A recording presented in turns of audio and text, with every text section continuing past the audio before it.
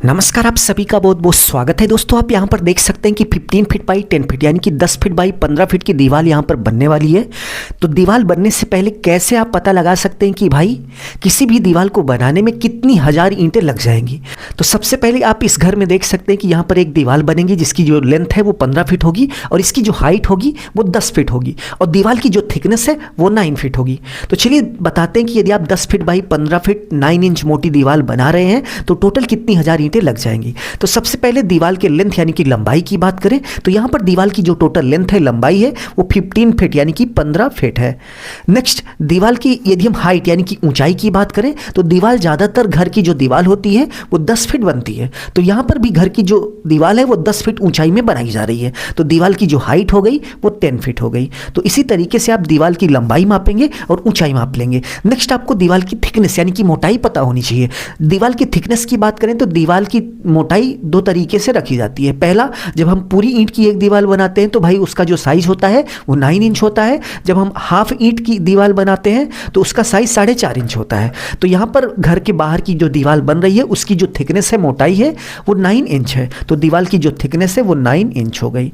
Next, same to same इसी समय इस 9 इंच को आपको फिट में कन्वर्ट कर लेना है, क्योंकि ये सभी वैल्यू फिट में है और ये दीवार की मोटाई इंच में है। तो इसको आपको फिट में कन्वर्ट कर लेना है। तो किसी भी इंच की वैल्यू को फिट में कन्वर्ट करने के लिए एक सिंपल सा फॉर्मूला होता है कि किसी भी इंच की वैल्यू में यदि आप 12 यानी कि 12 से भाग दे देंगे तो वो इंच की वैल्यू फिट में कन्वर्ट हो जाएगी। तो 9 डिवाइड बाई 12 कर देंगे तो आप देख सकते हैं कि 9 इंच में 0.75 फिट होते हैं। तो इसी तरीके से इंच की वैल्यू को आपको फिट में कन्वर्ट कर लेना है। फिट में कन्वर्ट करने के बाद नेक्स्ट स्टेप में आपको वॉल का वॉल्यूम निकालना है। तो वॉल्यूम निकालने का एक छोटा सा फॉर्मूला होता है, length into height into thickness, यानी कि दीवार की लंबाई, दीवार की ऊंचाई और दीवार की मोटाई का यदि आप गुणा कर देंगे तो आपको वॉल का वॉल्यूम पता चल जाएगा। तो यहाँ पर दीवार की लेंथ यानी कि लंबाई 15 फीट है। नेक्स्ट, दीवार की जो हाइट है वो 10 फीट है और दीवार की जो थिकनेस है वो 9 इंच है। इसको जब आप फीट में कन्वर्ट करेंगे तो 0.75 फीट आएगा।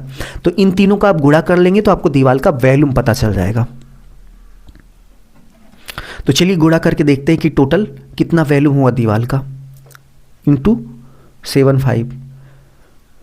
तो आप देख सकते हैं कि वॉल का जो टोटल वॉल्यूम आया वो 112.5 आया। तो 112.5 क्यूबिक फीट हो गया।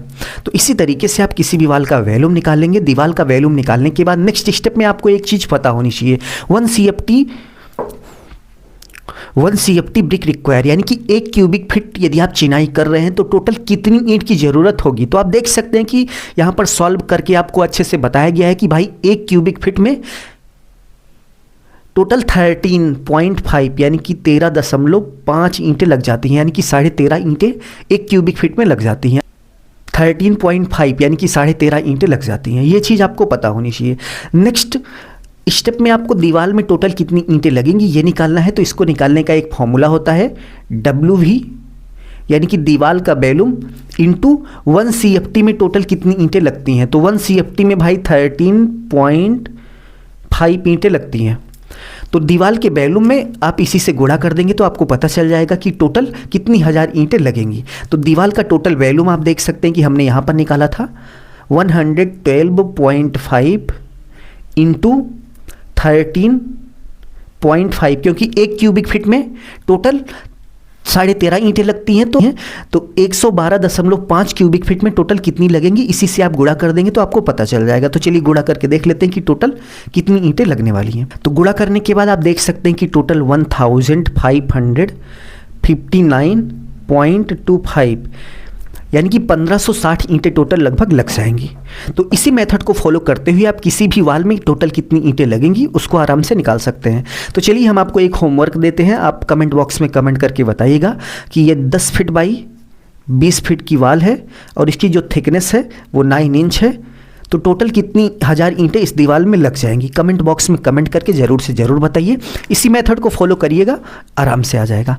अभी के लिए बस इतना ही। अपना ख्याल रखिए और अपने मम्मी पापा का अपने से भी ज़्यादा ख्याल रखिए। इसी भाव के साथ आप सभी से विदा लेते हैं। धन्यवाद।